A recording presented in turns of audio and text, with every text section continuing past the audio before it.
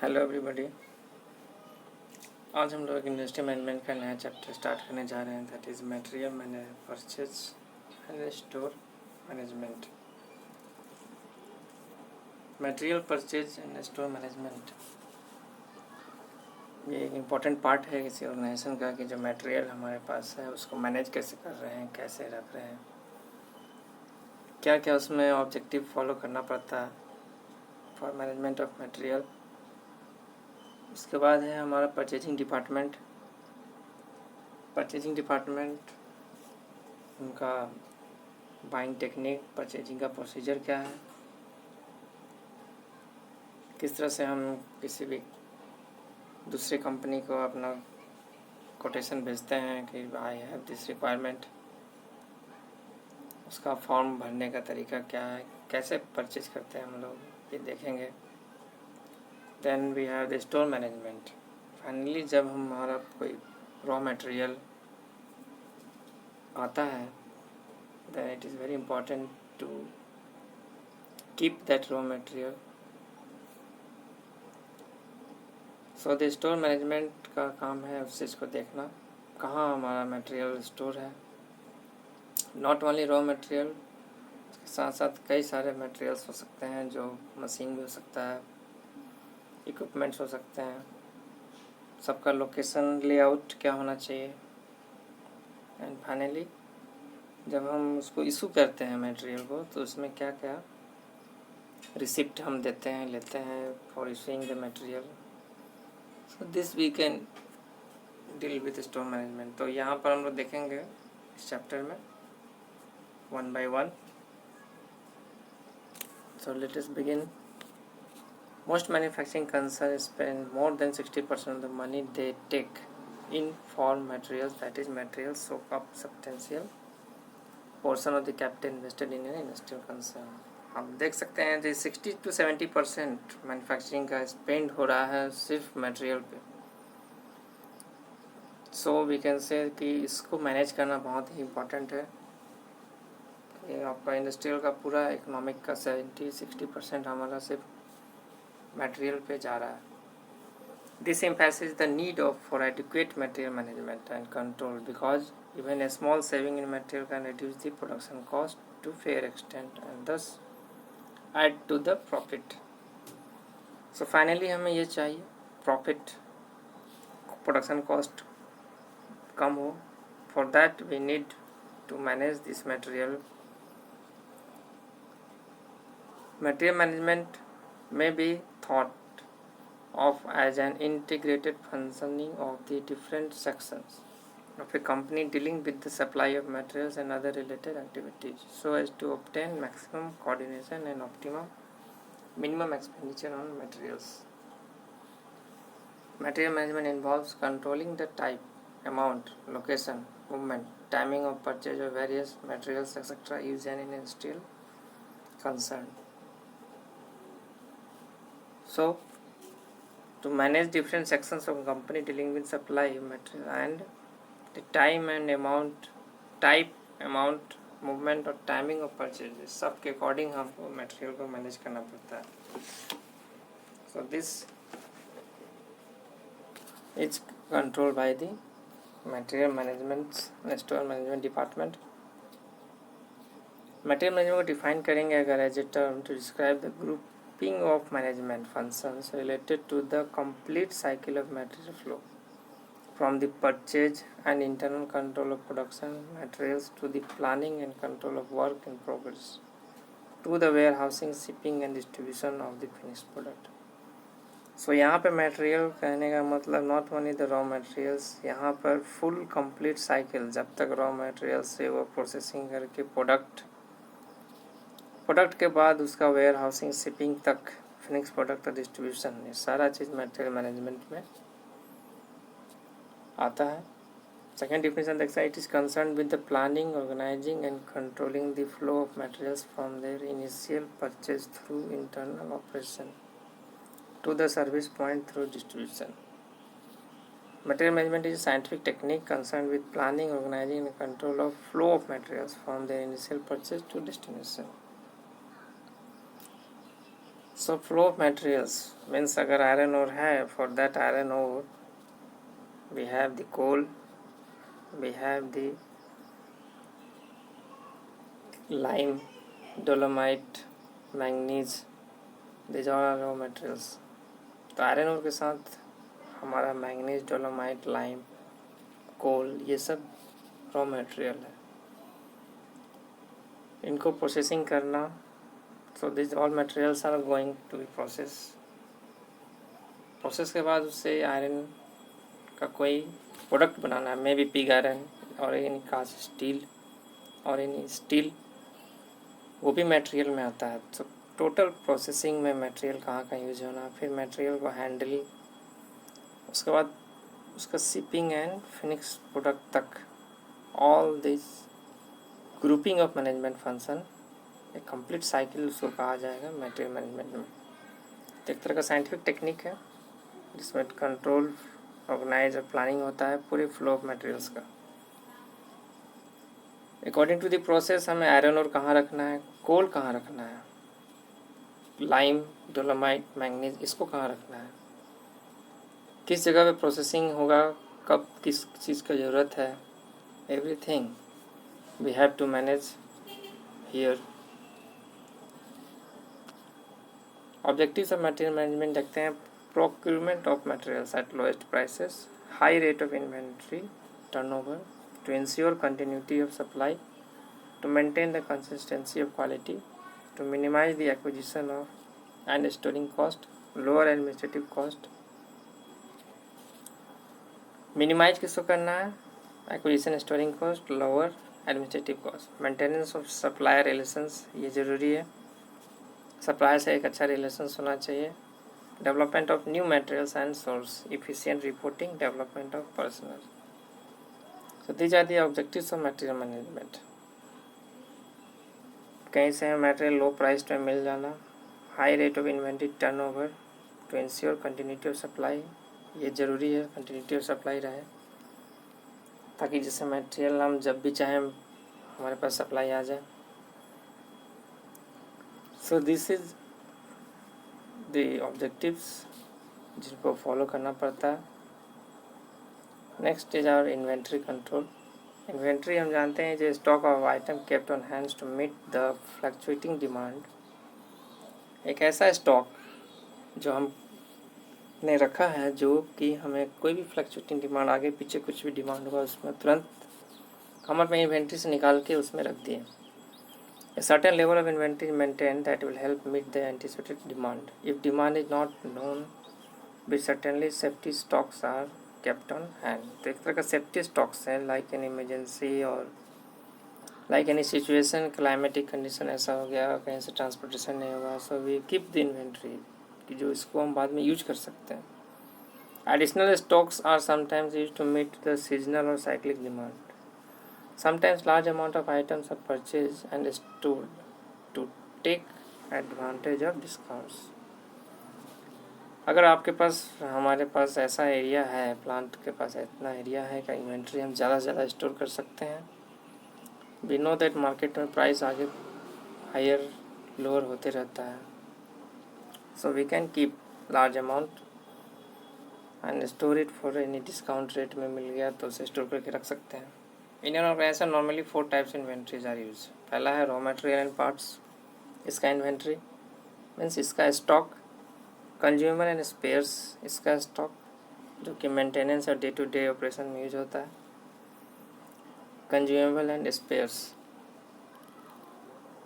Work in progress inventory, these are the items under various stages of production not yet converted as finish product. Finish product का भी हमारे पास जो कि sold नहीं हुआ है वो भी एक तरह का इन्वेंट्री है. So this is the inventory control. Next we will see that how economic order quantity is means quantity को किस तरह से इकोनॉमिकली हम कैसे कंट्रोल करते हैं. Quantity EOQ means economic order quantity. Quantity of materials which can be purchased at minimum cost. This is the means economically we can purchase at minimum cost. It is the size of the lot to be purchased which is economical viable. Economic order quantity is one of the techniques of inventory control which minimizes total holding and ordering cost for the year. So ये year wise हम इसका एक analysis data लेते हैं, इसमें हम देखते हैं कि इन्वेंट्री कंट्रोल जितना मिनिमाइज हो सके. The economic order quantity is the technique which solves the problem of the materials manager. So it kind of inventory control का मेथड है to follow the EOQ, ताकि हमारा जो क्वांटिटी है वो इकोनॉमिकली एक अच्छे प्राइस के साथ हमारे पास रखा हुआ है प्लांट में या किसी ऑर्गेनाइजेशन में for whole year round. This is EOQ. Next आता है हमारा ABC एनालिसिस, क्योंकि हर तरह के मटेरियल हमारे पास अवेलेबल है. What is basically the need, like always better control. ABC means always better control. This is based on the cost criteria. It helps to exercise selective control when confronted with large number of items. It rationalizes the number of items and reduce the inventory. Suppose about 10% of the material consumes 70% of the resources. में 10% का ही material का consume, 20% of material consume 20% of resource. ये B part. C part है 70% of material consumes 10% of resource. So this is called always better control. ABC analysis है, कितना material हमें चाहिए, कौन सा किसका ज़्यादा ज़रूरत है. एक तरह का एनालिसिस है ये. जैसे कि A आइटम है small in number but consumes large amount of resources. It must have tight control, rigid estimate of requirement, strict and closer watch, क्योंकि ये चीज़ कंज्यूम हो रहा है large amount of resource. B item is intermediate, जो कि ना ज़्यादा कंज्यूम हो रहा है ना ज़्यादा रिसोर्स चाहिए. C item is larger in number but consumes lesser amount of resource. Must have ordinary control measures, purchase based on usage estimate, high safety stocks. So ये ज़रूरी है फॉर द C आइटम्स कि large in number हो but consume lesser amount of resource. So this is the ABC analysis. हम अपने managements में ये देखते हैं कि किस इन्वेंट्री को कितना बल देना है, कितना हमें देना है, कौन सा चीज़ हमारे पास नहीं है, किस रिसोर्स का ज़्यादा ज़रूरत पड़ रहा है, किस रिसोर्स का कम ज़रूरत पड़ रहा है कंज्यूम होने में. तो according to that we analyse, और उसके हिसाब से हम एक रिक्वेस्ट भेजते हैं, इसके हिसाब से एक ऑर्डर लेते हैं, हमारा स्टोर मेंटेन करते हैं. We purchase and buy the products or raw materials. So this is a type of analysis done by the material managements. Next is our the purchasing department. Purchasing management is a department in an organization responsible for purchasing activities. Purchase is most important function in any organization.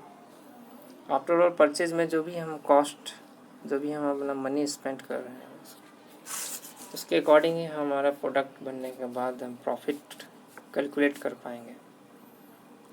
So purchase department is the most important one. इनका function ही बहुत ज़्यादा important है. Purchase is the first element which affects the product cost. Purchase management decide profitability of the company. हम जानते हैं ये चीज़. The purchasing management department ensure that all goods, supplies and inventory needed to operate the business are ordered and kept in stock.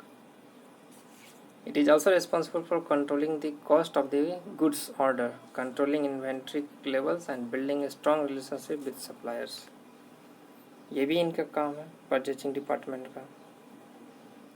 तो goods का order जो भी करना है, कितना इन्वेंट्री लेवल हमें मेंटेन करना है और हमारा रिलेशनशिप सप्लायर के साथ बना के रखना है. This all comes under purchasing managers.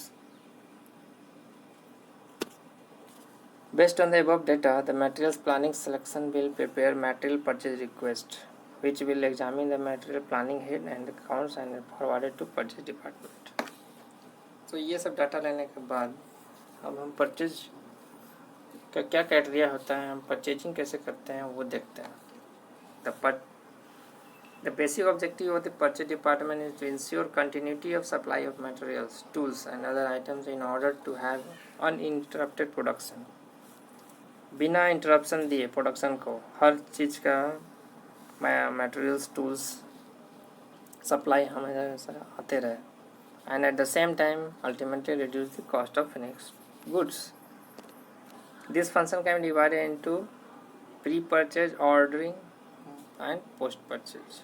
3 तरह से हम परचेजिंग देखते हैं, प्री परचेज, ऑर्डरिंग और post purchase. Pre purchase activities में purchase department will plan this activity based on material requisition, क्या मटेरियल चाहिए, लेड टाइम कंसिडरेशन, स्टॉक, कितना स्टॉक अवेलेबल है, स्टोर में है, work in progress, finished good, इन सब में मिलाकर स्टॉक. एंड लास्टली इम्पोर्टेंट है फंड्स, कितना फंड्स हमारे पास अवेलेबल है ताकि हम परचेज करें. सो ये जनरल ये हम घर में भी देखते हैं. सेम चीज़ हमारा ऑर्गेनाइजेशन में भी होता है कि परचेज करने के लिए हम हर जगह से पहले मिलान करते हैं, देन वी सी कि हमें कौन सा इम्पोर्टेंट चीज़ है और हमें परचेज करना है. After compiling the complete requirement, the purchase department should work out of purchase budget and give details of A, B and C class item budgets. ABC again analysis करके किस चीज़ का कितना ज़रूरत है, उसके हिसाब से capital budget, spare budget, consumable and other item सबका एक बजट बना के this will have to go to sanction by the finance chief and unit chief. Last में ये फाइनेंस डिपार्टमेंट में जाता है जो कि कंसिडर करते हैं कि कितना इसमें हमारा एक्सपेंडिचर हो रहा है, कॉस्ट प्राइस कितना पड़ेगा. ए नॉर्मल परचेज प्रोसीजर में मेनली हमारा ये परचेज डिपार्टमेंट का प्रोसीजर है, like circulation of inquiries, receipt of quotations, opening of tenders, preparation of competitive statement, discussion with tenders, arriving at lowest of quotation and be fitting payment terms, placement of order confirmation from vendors, opening of letter, receipt of material, inspection, payments, return of rejected items and getting replacement. So starting में हम देख रहे हैं, starting में एक quotation बना जिससे कारण हम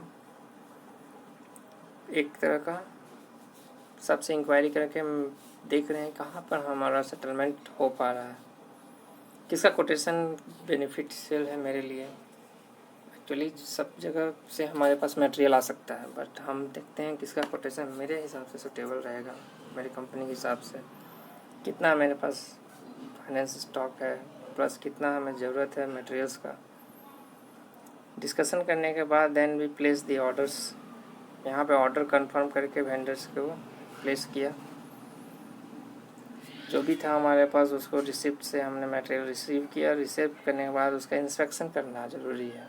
Material that I have received, that is according to my benefit, my product analyse करना बहुत ज़रूरी है मेरे हिसाब से है कि नहीं.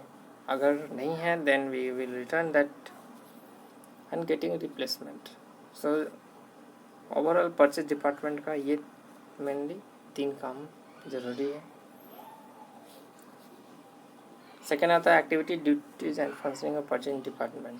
फर्स्ट है keep record indicating possible materials and their substitutes, maintain records of reliable source of supply, review material specification with an idea of simplifying and standardizing them, making contacts with right source of supply, procure and analyze quotation, place and follow up purchase order, maintain records of all purchase to make sure through inspection that right kind means quantity and quality of material has been purchased, to act as a liaison between vendors and different departments at the concerns such as production, quality control, finance, maintenance. सब department के साथ vendors का matching होना ज़रूरी है. to check if the material has been purchased at right time and at economical rate, to keep an uninterrupted supply of material so that production continues with least capital tied in inventories, to prepare purchasing budget, to prepare and update list of material required by different departments of the organization. So these are the activities and duties and function of purchasing department. इसमें भी same है. First keep maintain record and keep the record, make contact with right source of supply. Second है हमारा place the order. Third है हमारा to prepare the budget, purchasing budget, and make the order for that material. Buying techniques. Buying techniques of material can be bought or purchased by one of the following techniques. या तो spot quotation. Actually एक industry या organization में buy या purchasing करने के लिए we follow the rules. Certain rules is necessary rules हैं जिसके अकॉर्डिंग हम लोग परचेज करते हैं. इसमें दो तरह के कोटेशन है. कोटेशन मीन्स एक ग्रुप एक तरह का कोटेशन का यहाँ पे एक फॉर्म दिया हुआ है, एक तरह का एप्लीकेशन है जिसमें हम लिखते हैं कि हमारा मटेरियल का क्या एक्चुअल में रिक्वायरमेंट है. Spot quotation. The buyer can go to the market, collect minimum 3 quotation for purchasing one material from different suppliers, take a spot decision, pay cash and buy the commodity. ये पहला spot quotation हुआ. जैसे market में गए लेके आ गए. Floating the limited inquiry. A few reliable and otherwise registered with the company vendors are written letter to send the price and other details of particular commodity. A quotation form as shown in figure is generally used for calling the quotation. Second है हमारा return fact. किसी vendors का हम अपना उससे quotation मांगे कि अपने पूरे कहाँ से आया. To please submit your quotation for the material listed below. मैंने एक मटेरियल लिख दिया क्या क्या ज़रूरत है उसका. मैंने मांगा कि उसका प्राइस के अकॉर्डिंग आप भेजिए. Then please send full details of specification, pamphlets and other literature if any along with the quotation. Please note the term and condition mentioned below. Please mention the top of inquiry number and date. So this is a type of quotation form जिसको कि हमें vendors को भेजना पड़ता है. This is comes under the floating and limited inquiry. So this is a kind of buying technique. इसी तरह से हम जब हमारा देखेंगे कोटेशन हमारे साथ बिल्कुल मैच किया, हमारे बजट के अकॉर्डिंग फिट है, then we order it. Second है submit quotation in duplicate, preferably quote in same order as inquiry letter. Price each item, price भी सबके साथ लिखा होना चाहिए. If you are unable to furnish material as per our description and wish to offer a substitute please give detail. अगर substitute कोई है तो वेंडर्स को हम बोल रहे हैं उनकी जगह पे दूसरा चीज़ भी आप दे सकते हैं. Quotation should be valid at least 1 month from the date of opening. Taxes should be mention. Quotation should be sent in sealed cover. The right is reserve to accept or reject quotation on each item separately or as a whole. So this is a type of quotation format. क्या description है, quantity कितना चाहिए, कितना unit चाहिए, हर unit का price, कोई discount अगर दे रहे हैं तो, and total. And here is the store purchase officer का signature. So this is the step we follow for the buying technique. और कोई भी परचेजिंग करने के लिए कोटेशन का यही हमारा टेक्निक होता है. किसी भी ऑर्गेनाइजेशन या प्लांट का हम सुनेंगे कि कोटेशन का वर्ड बार बार यूज होता है. Next is our location and layout of stores. जो भी हम स्टोरिंग करेंगे उसका लोकेशन बहुत ज़रूरी है. Location of the store should be carefully decided and plan so as to ensure maximum efficiency. Best location of store is one that minimize total handling cost. ये ज़रूरी है. सबसे पहला हैंडलिंग कॉस्ट मिनिमाइज हो and other cost related to store operation at the same time provides the need protection for store item and materials. साथ साथ उस material का प्रोटेक्शन होना ज़रूरी है। Store location depends upon the nature and value of the items to be stored and the frequency with which the items are received and issued. In general stores are located close to the point of use. Close to the point of use के साथ ज़रूरी है कि store वहाँ रहे जहाँ से तुरंत हम कोई भी चीज़ को मंगवा सकते हैं। Raw materials are store near the first operation. In processed material close to the next operation. Finished goods near the shipping area and tools and supplies in a location central to the personnel and equipment served. तो raw materials देखेंगे हम जहाँ processing है वहाँ, Phoenix product वहाँ रखेंगे जहाँ से शिपिंग और हमारा ट्रांसपोर्टेशन हो सके। All department should have easy access to the stores and specially those which require heavy and bulky materials should have store located nearby. क्योंकि हेवी बल्कि आइटम्स को अगर हम स्टोर से दूर रखें then again material handling and labour cost सब कुछ का यहाँ पर कॉस्ट बढ़ जाएगा। ऑल डिपार्टमेंट्स का वहाँ इजी एक्सेस आना जाना, ऐसा जगह स्टोर का लोकेशन होना चाहिए।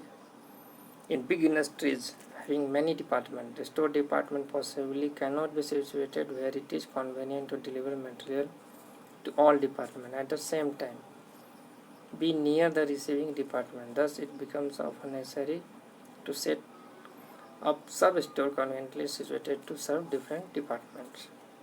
अगर बहुत बड़ी इंडस्ट्री है then we make a sub store, एक बड़ा स्टोर छोड़ के सब स्टोर बनाते हैं according to different departments, nearby departments के अकॉर्डिंग, जहाँ से हमारा तुरंत वो डिमांड को पूरा करें। लेआउट क्या होना चाहिए स्टोर का? एक good store layout practice is one which usually brings the point or origin store room and point of use in adjacent and proper sequence for best flow of materials. That is best flow of material is suitable for the layout. Store layout should be planned with the following objective: to achieve minimum wastage of space, to achieve maximum ease of operating. So this is the main thing, wastage of space कम से कम और maximum में क्या होना चाहिए, ease of operating. Before planning the store layout classify all store items as follows: कितना measurement size क्या है, क्वांटिटी कितना है उसका, फ्रीक्वेंसी ऑफ हैंडलिंग कितने बार आना जाना करते हैं इस मटेरियल का, बाई मटेरियल हैंडलिंग अरेंजमेंट क्या रहेगा उसके लिए, by possibly of perishing the items and to be susceptibility to damage. कोई डैमेज होने वाला तो चीज़ नहीं है।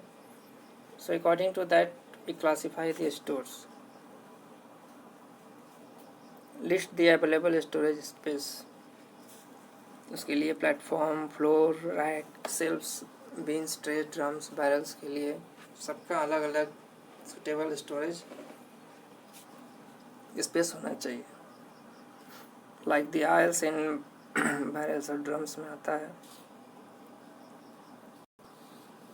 यहाँ पर देखते हैं कि हमारा ड्रम्स, बैरल्स, ऑयल के लिए ट्रे बना होना चाहिए, सेल्फ्स जहाँ पर जिस तरह का हमारे पास मटेरियल अवेलेबल उसके अकॉर्डिंग हमारा एडजस्ट करने के लिए जगह। सेकेंड और थर्ड है हमारा determine the sequence of laying out storage space. जैसे एक यूनिट रखना है, एक टायर है, एक रो है, रो में हम बहुत सारे यूनिट रख सकते हैं। सेक्शन है, section made up of group of rose. And last, study the size and shape of the space available for laying out the stores. So this is a example. This is fun how we adjust the layout for the store. Next है हमारा receipt of material. जब भी हम all materials from outside source are received by the receiving department. Directly जो भी material आता है, we have various departments, उसमें एक receiving departments भी है material को जो receive करेंगे। The receiving department unpacks the good received and checks quantities and conditions of the goods. There is packing slip inside each package that tells what is supposed to be, and usually it gives the purchase order number. A copy to the purchase order, if it exists with its receiving department, can be made use of check the items. ये एक material received का report है कि क्या क्या vendor से हमारे पास quantity received हुआ, उस क्वांटिटी का description, grade, and condition of good हमारा कैसा है. So this way allow in the material handling, material receiving. Materials should be issue of materials issued by the storekeeper to different departments only upon a receipt of properly authorized withdrawal from usually called material issue requisition form. Suppose any department अगर production है, quality department और any processes, उनको अगर material चाहिए, so we fill a material requisition form. इसके according में किस department से आए हैं, उसका serial number, description, code number, quantity, rate, amount, हर चीज़ एंटर करके then we receive it. This is the issue of material. Material को इशू कैसे किया जाता है. So finally we have seen कि material purchase and store management का क्या काम है, क्यों ज़रूरत है एक मटेरियल हैंडलर को एक इंडस्ट्री में. एक मटेरियल मैनेजमेंट का क्या काम है. बाइंग, परचेजिंग, हर चीज़ का अलग टेक्निक, हर चीज़ का अलग प्रोसेस, स्टोर करने का, उसका लोकेट करने का जगह, देन मटेरियल का हमारा इशू एंड रिसीविंग का, all things comes under the material purchase and store management. So this is all about this chapter. I hope आपको समझ में आ रहा है कि material requisition is prepared in duplicate by the foreman of the managers depending upon the nature and amount of materials or goods to be withdrawn from the stores. Both the copies are sent to storekeeper who issues the material and records the. अगर store से हमारा कोई भी item लेके कोई जा रहा है, then that must be in written fact. Both the copies are then forwarded to material accounting division. One copy of the material requisition is retained by stock ledger clerk to be used as the basis for any entry in the issued section of the stock ledger accounts. Then उसका balance पहले 5 था, अब 1 चला गया, 4 बचा. Like this, second copy goes to the foreman of the department who uses it as the basis for charge to the appropriate production order for which he prepared the material requisition. So these are the material issue condition. किस तरह से हम issue करते हैं material को, और कौन store में, कौन डिपार्ट, कौन है जो उस चीज़ को देखता है. So this is all about this material purchase and store management. I hope आपको ये समझ में आया होगा. Thank you for giving time.